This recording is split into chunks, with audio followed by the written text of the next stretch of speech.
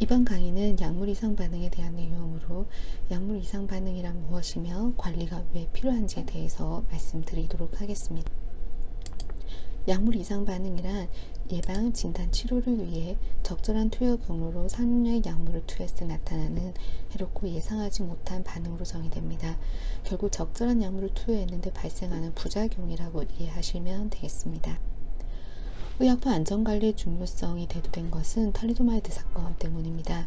탈리도마이드는 1957년에 수면제로 처음 판매하기 시작하였고, 당시에는 의약품 안전성에 대해서 인식이 많이 부족했던 시기로 많은 임산부들이 탈리도마이드를 먹고 나서 입덧이 많이 좋아졌다라는 입소문이 나게 되었고, 이로 인해서 많은 임산부가 복용을 하게 되었습니다.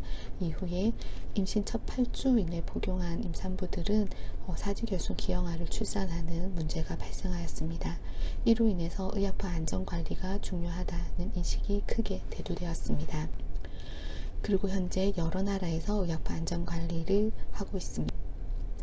그렇다면 문제는 왜 이런 의약품 부작용이 약물이 개발되기 전인 임상시험에서 발견되지 않느냐 하는 것인데요. 다들 아시다시피 임상시험은 여러 단계를 거쳐서 진행을 하게 되고 3상의 임상시험이 마친 이후에 신약 승인이 되면 시판을 허가받게 됩니다. 하지만 문제는 임상시험 때 발견하지 못한 여러 이상 반응이 판매를 개시한 이후에 일반인들이 약을 복용하면서 새롭게 발생된다는 것인데요. 이는 임상시험에서 연구 대상자의 기준이 한정이 되어 있고 연구기간에만 한정된 데이터다 보니 장기간에 걸쳐서 여러 개인들이 복용했을 때 발생하는 그런 개인의 특이성까지 반영되지 못했기 때문입니다. 약물 이상 반응은 이상 반응의 특성에 따라서 A형과 B형으로 나눌 수 있습니다. A형은 약품 자체의 특성에 의해서 발생하는 것으로 예측이 가능하고 다른 사람에서도 증상이 나타날 수 있고 용량에 비례하는 특징이 있습니다. 대표적인 것이 감기약 중에 항히스타민제를 복용하고 나서 졸리는 부작용으로 생각할 수 있습니다.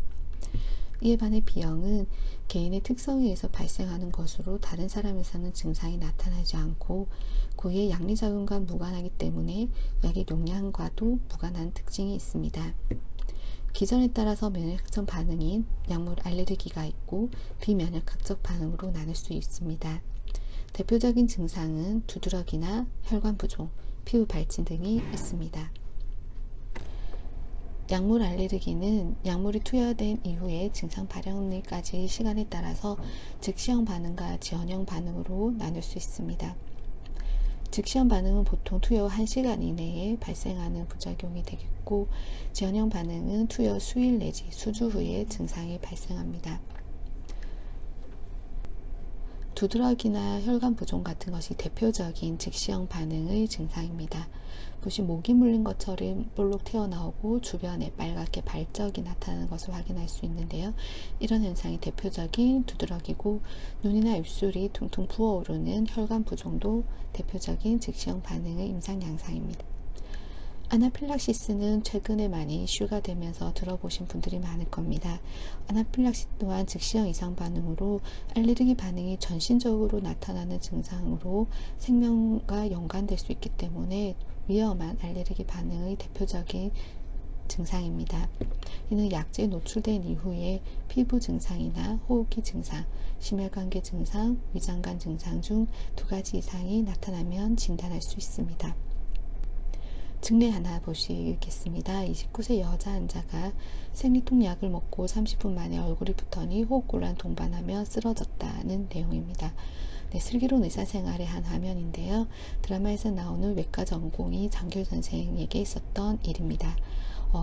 생리통 약을 먹고 30분 만에 눈과 입술이 붓고 그리고 호흡곤란을 호소했고요. 쓰러졌다는 건 아마 혈압이 떨어진 것 같습니다. 진통소염제의 아나필락시스의 대표적인 양상이 되겠습니다. 다른 증상으로는 피부에 이렇게 좁쌀 모양으로 도돌도돌 피부 발진이 일어나면서 시간이 지나면서 뭉치는 임상 양상을 보이기도 하는데 이것이 대표적인 지연형 반응으로 약을 투여하고 수일 내지 수주가 지난 이후에 이런 증상이 발생할 수 있습니다. 또 다른 지연형 반응으로는 피부에 이렇게 물집이 잡히면서 입 안이 헐고 심한 경우 피부가 벗겨지게 하는 수포성 질환이 있는데, 이는 개인의 특성으로 인한 것으로 예측이 안 되고 임상시험에서 발견이 안 돼서 나중에 실제 시판한 이후에 문제가 발견되는 경우도 있습니다.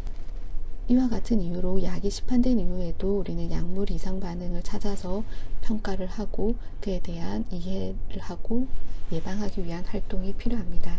따라서 우리는 의약품 안전관리를 지속적으로 하고 있고, 이의 궁극적인 목표는 의약품을 합리적이고 효과적인 사용을 하고 환자를 보호하고 안전성을 향상시키기 위함입니다.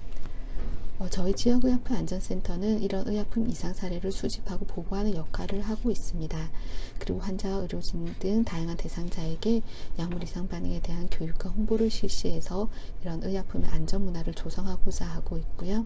저희 부산대학교 병원 지역의약품 안전센터는 SNS를 개설해서 여러 가지 리플렛과 홍보물을 게시해서 쉽게 일반인들이 접할 수 있게 하고 있습니다.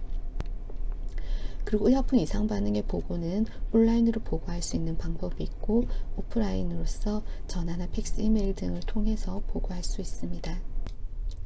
그리고 B형 이상 반응이 있는 경우 약제의 재투여가 금기될 수 있습니다. 이들의 재투여를 방지하기 위해서 약물 안전카드를 발급을 하고 있습니다.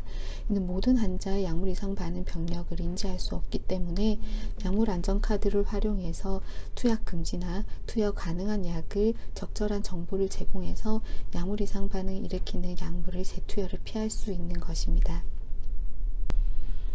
약물 안전카드의 발급은 지역의약품 안전센터 협진을 통해서 또는 알레르기 내과의 진료 이후에 평가 후 발급이 필요한 경우에 발급을 할 수 있습니다. 마지막으로 의약품 부작용 피해 구제 제도를 간단히 말씀드리겠습니다. 이는 의약품의 정상적인 사용에도 발생한 중대한 이상 반응의 피해를 보상하기 위한 제도로, 누구에게나 발생할 수 있는 그런 심각한 피해에 대하여 보상해주는 제도가 되겠습니다. 이는 홈페이지에서 자세히 확인 가능합니다. 피해 구제 대상은 약질로 인해 사망한 경우 또는 장애가 발생한 경우, 입원을 요하는 정도의 질병이 발생한 경우에 보상을 할 수 있고, 이는 평가 이후에 결정이 되게 됩니다. 약물 이상 반응의 관리는 의약품 사용 시 나타나는 이런 이상 사례를 모니터링하고 약물 이상 반응을 체계적으로 수집, 평가하여 안전하고 합리적인 의약품 사용에 기여하고자 하는 것으로, 의료진만이 아닌 약을 복약하는 소비자 모두의 관심과 협조가 필요합니다. 경청해 주셔서 감사합니다.